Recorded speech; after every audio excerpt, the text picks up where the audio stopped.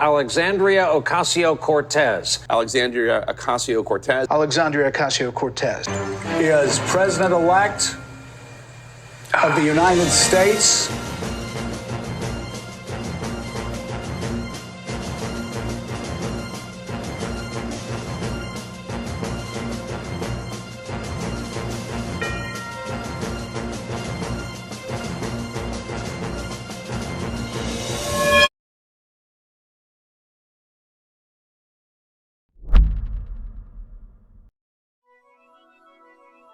It's November 7th, 2028, and Alexandria Ocasio-Cortez has been nominated the 48th President of the United States of America. In that, she ushers in a wave of bold, progressive policy and legislation, but we've got to have a pathway to get there. How would we get there? Would she even run? And what does building momentum towards a movement like that even look like? Let's go through it. Our next guest is someone who I suspect does not need much of an introduction. Alexandria Ocasio-Cortez.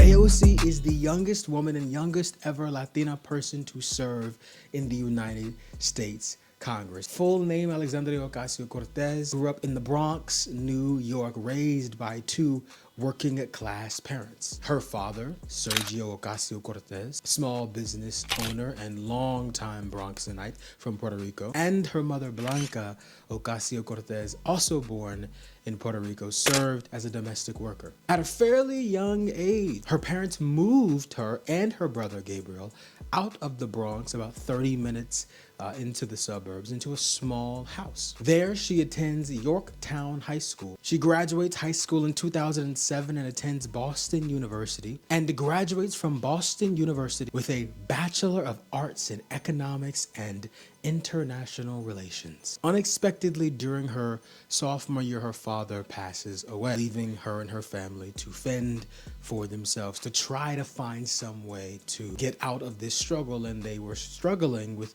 potentially having to foreclose on their home. And the reason behind that was the level of medical bills that continued to rack up. Her mom, to try to pay for these medical bills, began to pick up a job as a bus driver. And she did this to try to save their home. While it was happening, AOC sought after an internship in Massachusetts, working underneath then Senator Ted Kennedy's office, which is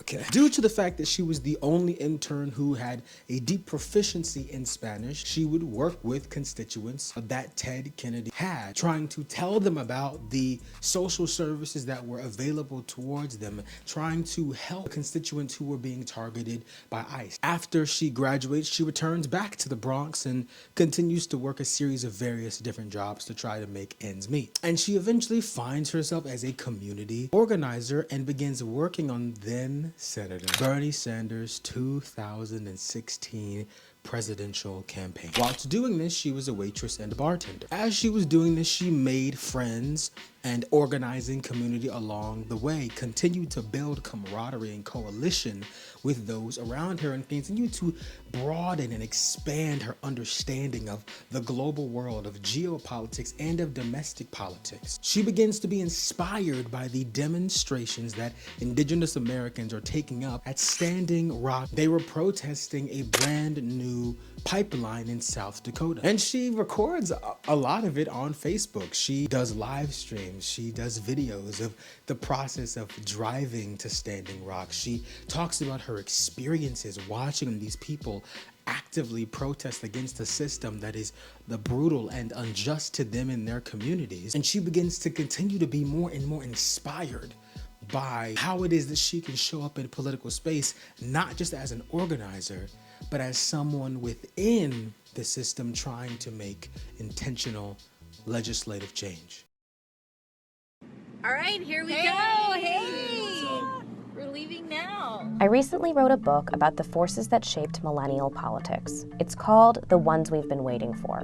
And over the course of reporting out this book, I found a series of Facebook videos on Alexandria Ocasio-Cortez's personal Facebook page that showed her journey to Standing Rock in late 2016, before she was running for office. We think we figured out a way to live stream without getting lost. She said that she first had the idea to run for Congress while at Standing Rock. As she was watching these organizers fight against an unjust political system, it inspired her to want to do more, and to do more in a different capacity. Whilst all this was happening, she still did not have health insurance. She still could not afford her rent. She was building political coalition. Brand new Congress, a political action committee with the task of placing more progressives in positions of power, was beginning to grow momentum. Justice Democrats was growing momentum. And on a rainy night after Donald Trump's victory, Gabriel Ocasio-Cortez nominates his sister, Alexandria Ocasio-Cortez, to run for Congress by writing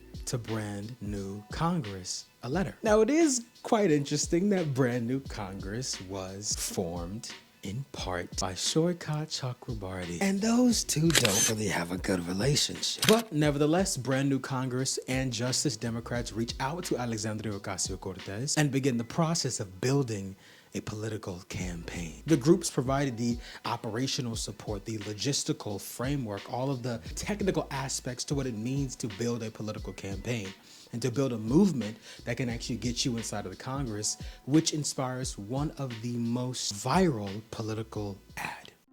Women like me aren't supposed to run for office. I wasn't born to a wealthy or powerful family. Mother from Puerto Rico, dad from the South Bronx. I was born in a place where your zip code determines your destiny. My name is Alexandria Ocasio-Cortez. Going up against Joe Crowley in New York's 14th Congressional District, a 10-term incumbent who had essentially been handed the seat by a predecessor who had been a powerhouse in Democratic politics, who was slated to be the next Speaker of the House, being spent 10-to-1, meaning for every dollar AOC's campaign spent on advertising, he spent 10. And he was backed by the establishment Democrat. He was backed by these PACs that did not want to see a young progressive unseat him. He was backed by, at the time, Governor Andrew Cuomo. He was backed by Chuck Schumer. And yet, on that fateful night, Alexandria Ocasio-Cortez did what was seemingly impossible. She's looking at herself on television right now. How are you feeling?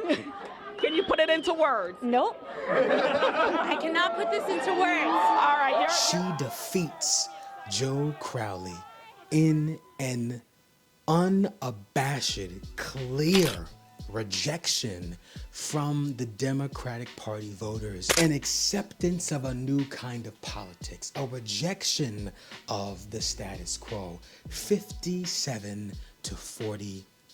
And AOC gets a lot of media coverage off of this. A lot of people are talking about her. What does this mean for the Democratic Party?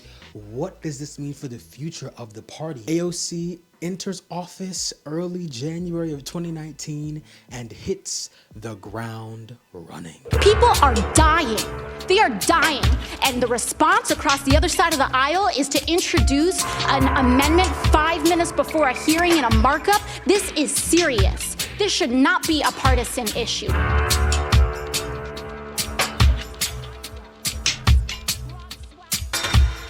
Where she sponsors legislation recognizing the duty of the federal government to create and craft a Green New Deal, sponsors a Fair Chance at Housing Act, sponsors the Loan Shark Prevention Act, sponsors numerous A Just Society acts that are designed to uplift workers. She takes on multi-billion-dollar corporations and representatives of those corporations. Today is my lucky day. For ages, we're consistently told that single-payer healthcare is too expensive. How are you going to pay for it? How are you going to pay for covering the insulin costs of everyday Americans? And I seem to have found part of my answer here today. It seems as though TransDigm sold 149 non-vehicular clutch discs to DoD. It costs about $32 to make the part. And TransDime charged us $1,443 for each of these 3-inch discs. TransDime profited $4,436%. A pair of jeans can cost $32. Imagine paying over $1,000 for that. The cost of about 149 of these clutch discs will cost, at cost, is about $4,768, except TransDime charged the public $215,007. That is a margin of about $210,239. I could have gotten over 1,500 people insulin for the cost of the margin of your price gouging for these vehicular discs alone. She casts votes and continues to transfer very competent, adequate social services to her constituents. The office helped handling inquiries and interventions for Social Security claims and benefits, Medicare and Medicaid issues, passport applications and urgent expedited travel, immigration and naturalization casework, and the list goes on. She publicly challenges Amazon over its marketing of facial recognition software to immigrant enforcement. Ms. Bulamwini, right now, Amazon can scan your face without your consent, all of our faces without our consent, and sell it to the government, all without our knowledge, correct? Yes. She challenges Republicans in the House for calling the Green New Deal an elitist piece of legislation. Iowa, Nebraska, broad swaths of the Midwest are drowning right now, underwater. Farms, towns that will never be recovered and never come back. And we're here and people are more concerned about helping oil companies than helping their own families? I don't think so. I don't think so. She takes on Gilead, who also mark up the price of their medication. Out of every 10 people that need PrEP, 9 of them cannot access it. And that is largely due to the price. We heard earlier today an impassioned plea about profits and about how a corporation like Apple should be able to enjoy that. Well, I know a woman, her name is Amy Villela, and her daughter died because she went to a hospital and told them that she wasn't insured. And they said, come again in a month when you do have insurance. Well, her blood clot didn't wait a month. Her daughter died at 22 years old. And the rub of it was that her daughter, I believe, might have actually been insured and just didn't know it because she was in between jobs. And so what Amy says, what Ms. Villela says is, this is a commodity. Her daughter's life was not. Over the course of her first term alone, she introduced over 23 pieces of legislation, and people just couldn't get enough of that damn AOC. An innumerable amount of interviews where she talks about her policy and how she got to this place in her life. She openly talks about the things that inspired her, how Bernie Sanders inspired her, how growing up working class in New York City and struggling after her father's passing, how it inspired her so much to run for political office in the first place. And she didn't just vote on bills, she put her money where her mouth was. She was arrested in 2022 on the Capitol steps for protesting for abortion rights. And she was a part of bills that overall had a net positive effect on our society as a whole, like the Invest in America Act. She helped pass an amendment in that act that doubled federal funding to replace lead water pipes. But this video is not a glaze session. This video is accountability. This video is tasked with asking the question, is AOC the representative that we need, or is the symbolic gesture of a seeming democratic socialist being in the highest power, being in the highest office of power in this country, is that idea of that more appealing than the actual enacting of it? Because AOC has had some downfalls. She has had many, many bad moments. In September of 2021, Alexandria Ocasio-Cortez, in a House floor vote, switched her vote from no to present on Israel's Iron Dome funding. It was a $1 billion supplemental funding bill for Israel's Iron Dome defense system. And on the House floor, she wept after casting that vote. And many people ask why. She partly claims that there would be an insurmountable amount of backlash if she had casted the vote. You know, that there were threats against her if she had casted the vote. No, she also sent a letter to her constituents explaining why she chose to vote present, saying, in short, the rush of this vote into a matter of hours was threatening to tear our community apart and permanently close the doors that we desperately need open in order to progress. Yes, I wept. I wept at the complete lack of care for the human beings that are impacted by these decisions. I wept at an institution choosing a path of maximum volatility and minimizing consideration for its own political convenience. And I wept at the complete lack of regard I often feel our party has to its most vulnerable and endangered members and communities, because the death threats and dangerous vitriol we'd inevitably receive by rushing such a sensitive, charged, and under-considered vote weren't worth delaying it for even a few hours to help us do the work necessary to open a conversation of understanding. Essentially, she wanted more time to be able to read the bill, look at the bill and see what it says and actually have a full conversation without just forcing this vote through. But also, she did vote present. We have to hold her accountable for that. Instead of voting no and standing 10 toes down on business, she decided to cave into the demands of the neoliberal establishment. And also potentially for her own safety. To another thing, AOC standing behind Joe Biden, we decided to run for re-election in 2024, claiming that he is our nominee and we will support him. To her also claiming at the 2024 DNC that she is working tirelessly to secure a ceasefire in Gaza and bringing hostages home. When we know that wasn't fucking true, uplifting the same tired life from the neoliberal establishment and lying on behalf of them so that you could win an election is, come on, you can use your leverage a little bit more than that. To AOC's reaction to being confronted by a protester over Gaza. You refuse to call it a genocide in front of everybody. I need you to understand that this is not okay. It's not okay that there's a genocide happening and you're not actively against it. You're lying. If you can't call it a genocide, then how do you say we're not lying. We're not lying. You've been saying it in interviews. It's insane. Then just say it's a genocide. Just say it. Over 30,000 people are dead, AOC. Cut it, and you're going to cut this, and you're going to clip this so that it's completely out of context.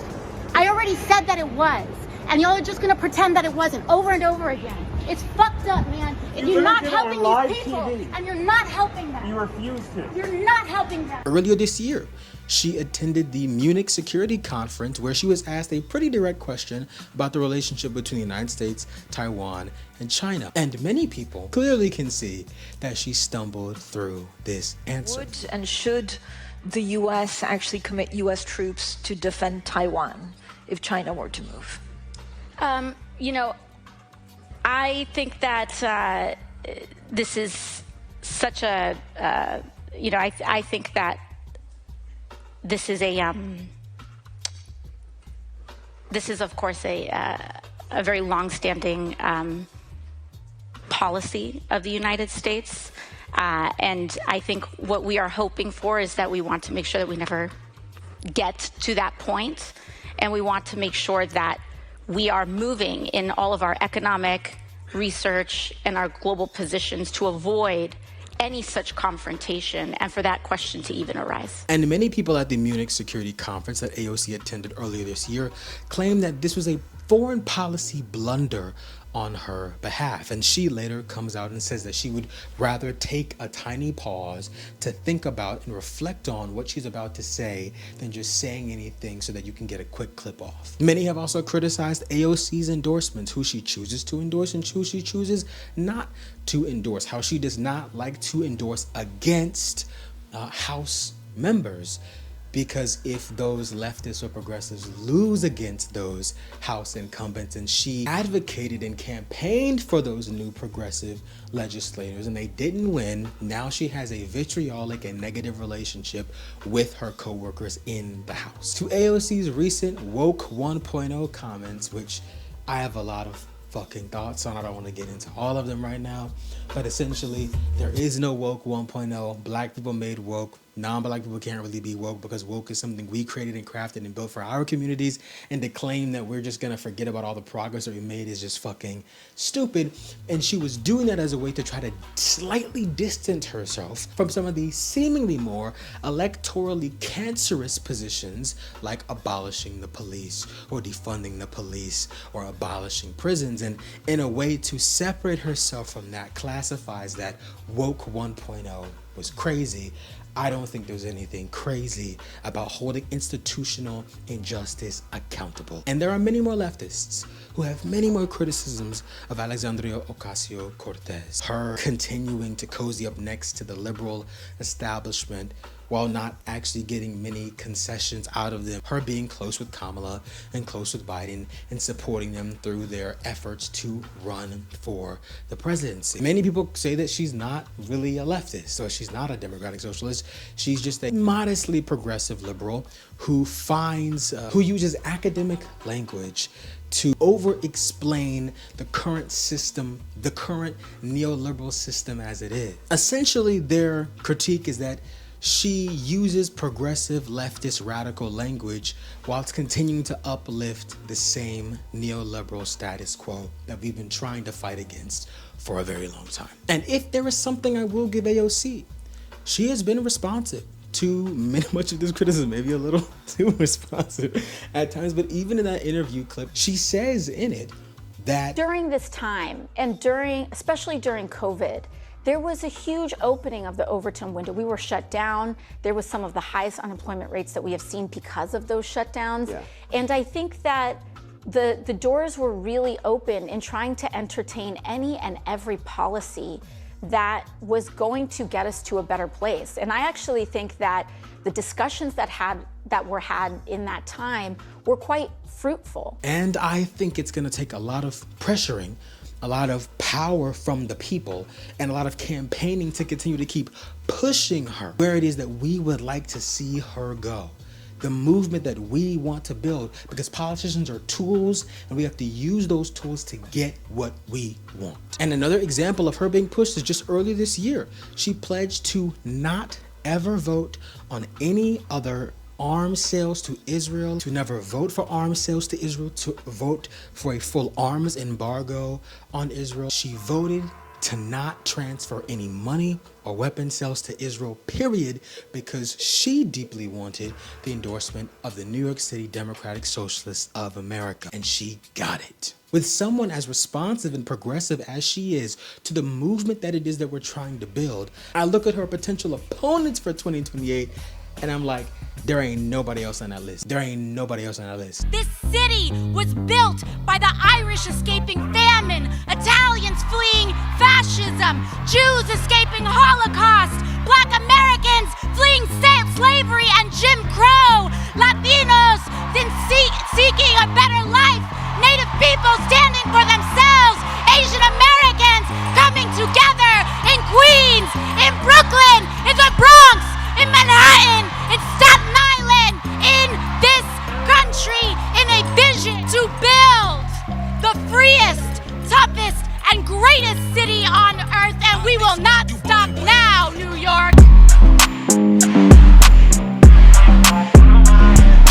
NYC, baby, NYC. When I look at what she's doing, and when I look at what Gavin Newsom and Kamala Harris and Rahm Emanuel and Pete Buttigieg and Josh Shapiro and J.B. Pritzker, and the list goes on of the other candidates, and Andy Beshear, who are going to be running in 2028, nobody else has that. Nobody else has that grassroots momentum on their side like she does. If we're talking about continuing to use politicians as tools to push our society towards a better, fairer, more equitable world, I think she's the candidate that we could use as a tool to get there. Because if we truly care about making radical change, we have to vote in the direction of that radical change, and voting is step one. Voting is step zero. Fuck it. Voting ain't even on the list. It's not even the first step. It's the negative step. Step one is something very, very different. Step one is organizing. Step one is forming tenant unions. Step one is building coalition and community together. Step one is that, not voting. Voting is a tiny little aspect and part. Building a better, brighter, more beautiful world where people can have access to healthcare, can have access to better wages, can have access to their roads being fucking fixed. AOC has her hand in a little bit of everything. She's tapped in with the progressives over here. She tapped in with the leftists over here. She's tapped in with the centrists over here. She's tapped in with the, she is tapping into all of these various different pulls and tapping into some other pulls as well. And I know some of y'all are thinking right now, okay, ISAIAH, you talking about all this shit, but like, is she actually even gonna run? And if she did, how would it happen? And these are the pieces of evidence I have garnered, I have seen, I have watched, and I have studied that showcase to me that it seems more likely that she'd be running than not, and how she could actually win. They assume that my ambition is positional. They assume that my ambition is a title or a seat. And my ambition is way bigger than that. My ambition is to change this country.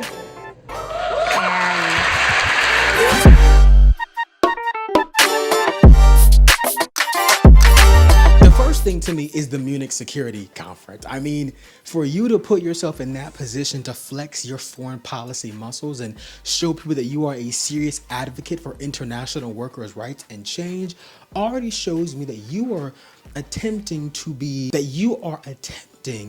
taken even more seriously on an international stage and placing the politics of progressivism on a stage that for a long time has not been seen or respected as a true serious movement. You as an arbiter or someone who's a part of the more general left progressives in this country and outside of this country are taking the movement, parts and pieces of the movement or progressive legislation and putting it on an international stage to be taken seriously. Also, another reason why I think that she'd be running are the intentional people she has chosen to endorse, like Abdul El Sayed in Michigan, a fucking senator from Michigan who's in a swing state, If that nigga beats his opponent, Mike Rogers, oh my God, hand Michigan to AOC in 2028. That is hers for the taking. Abdul's gonna go out there, he gonna rally everybody. Hey, y'all, we need to go ahead and vote for AOC in this fucking primary, bro. That's gonna be Abdul. Same thing with Justin J. Pearson. She has been touring different cities in the South, garnering and gaining the trust of black voters and black political power in those places so that she's not an outsider coming in, because many centrist liberals and establishment Democrats have the contacts and the connections with these black leaders in the South, and she herself wants those contacts with those black leaders in the South to rally and build coalition with her. Instead of having Jim Clyburn run around South Carolina telling everybody to vote for Kamala Harris and Gavin Newsom in the primary, she wants to build her own coalition and build something that can surpass what the establishment is trying to build. To her Stop Oligarchy tour with Bernie Sanders, again, traveling all around the country to these red states, gaining tens of thousands of people all across the country, including in these red states, to show up for their rallies. What she is doing, her and Bernie are doing, is showcasing that there are states that we have not tapped into the political potential of. And she wants a true working class revolution, seemingly working class revolution. I mean, she's a Democrat, so it's like, how much of a revolution can you really have, I guess? But she is trying to build something that can sustain her and sustain the movement for decades. And there is a lot of other evidence that I could use to suggest that I think she's running. She has the second largest fundraising in fucking Congress. She's one below Jon Ossoff. Jon Ossoff is in a fucking swing state in an active election cycle versus her, who has really no competition in fucking New York City. It is insane. It is mind-blowing.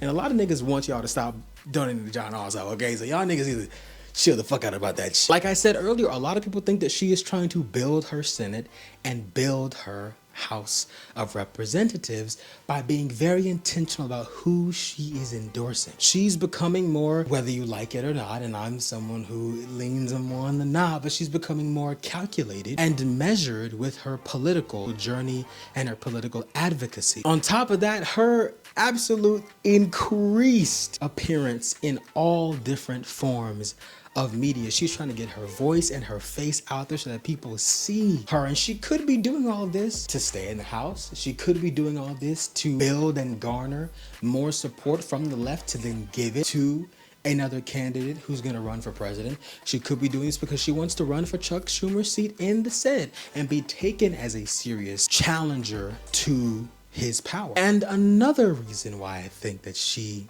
more likely is leaning towards running than not is her own words, her own actions. Every time someone asks her about running, just look at her. My ambition is to change this country. We have really an ascendance of a young, inspiring, exciting electorate, energizing wave of candidates that I think really inject a new energy to the Democratic Party. J.D. Vance just said in an interview that he thinks you are going to be the leading Democratic candidate for president in 2028.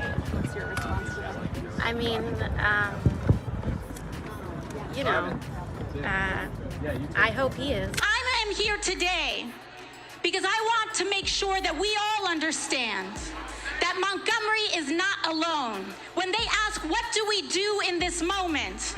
I feel helpless. What action can I take? It is time for the North to pull up to the South. When I think about where my first political consciousness was formed, it actually didn't come from a book written by Marx. It came from watching what happened in Memphis, in Montgomery, and Selma, and Atlanta. And I think if this were to happen, I think there's a few things that she, of course, could change and make better. I think her social media game is top tier. I do think her communication has to be clearer, has to be more concise, and has to be to the point. I think clips like at the Munich Security Conference might show some voters that she's not as serious or might not know exactly what she's speaking about. And I think she's very smart. She's very fucking smart. It's just about finding a way to communicate her leftist progressive policy in a way that builds on top of the working class message that she also wants to build. Pushing the narrative that 10 years ago she was a waitress, and 10 years later she's the president of the United States, or the elected president of the United States, would be a fucking banger. I personally think that AOC should turn her initials into policy. AOC. A is abolish ICE. O is overturn Citizens United. And C is cut off aid to Israel. And you can interchange those. A can be something else. O can be something else. C can be something else. But take each and every single action you possibly can to tell people what your policy proposal is. Because it's always policy over identity. And people will say, she's a woman, she's Latina. If a black woman comes up to you on the side of the street and offers to give you $500, you're not gonna reject it because she's black. You're not gonna reject it because she's a woman. You may have questions at first, but eventually you're gonna take the money if she can convince you why it is she wants you to take the money. And it's the same thing with politicians. If you offer people something and it's good, and it seems legit, they will take it. I think that all these other establishment politicians are gonna try to undercut her demands and her policies as wishy-washy, as a dream, as not realistic, as not pragmatic, as not tactical, and as a lie. And I think she has to be forceful. I think she has to be brutal in her advocacy for these policies. She has to be blunt. And she has to fight as hard as many of us fight to be heard, to be seen, and to be taken seriously. Because when you have two Democrats, Ro Khanna and Alexandria Ocasio-Cortez, and 7 other Republicans on a debate stage, Kamala Harris, Gavin Newsom, Pete Buttigieg, Rahm Emanuel, the list goes on, they're gonna attack you and your policy. And you have to be willing to fight back against that vengefully and with force. Unapologetically. You have to frame this as a task of not returning back to the status quo.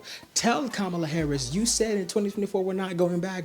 Why would we go back to you? Tell Gavin Newsom, you're not even for a billionaire tax.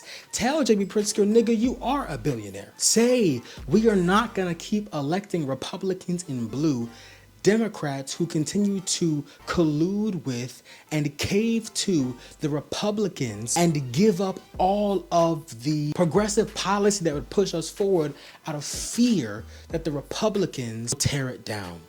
We have to not be afraid of what the Republicans will think. If she can do that, if she can be forceful and unapologetic and ruthless in her advocacy for the demands and the needs of the working class, then Alexandria Ocasio-Cortez could become the next president of the United States. And every damn day that Kamala Harris or Pete Buttigieg or Gavin Newsom or Rahm Emanuel opens their damn mouth is another day that Democratic voters and the broader electorate will see that they are the deeply unserious ones. And that is another day that AOC will slowly continue to keep climbing the ranks. Trump believes that if you don't vote for him, he doesn't have to be your leader. That if you didn't vote for him, that you don't deserve good things to happen to you. I don't care if someone voted for me or not. I don't care if someone is a Republican or an independent or a Democrat. I don't care if someone likes me or not. That will never change the fact that I'm going to fight for them to have health care.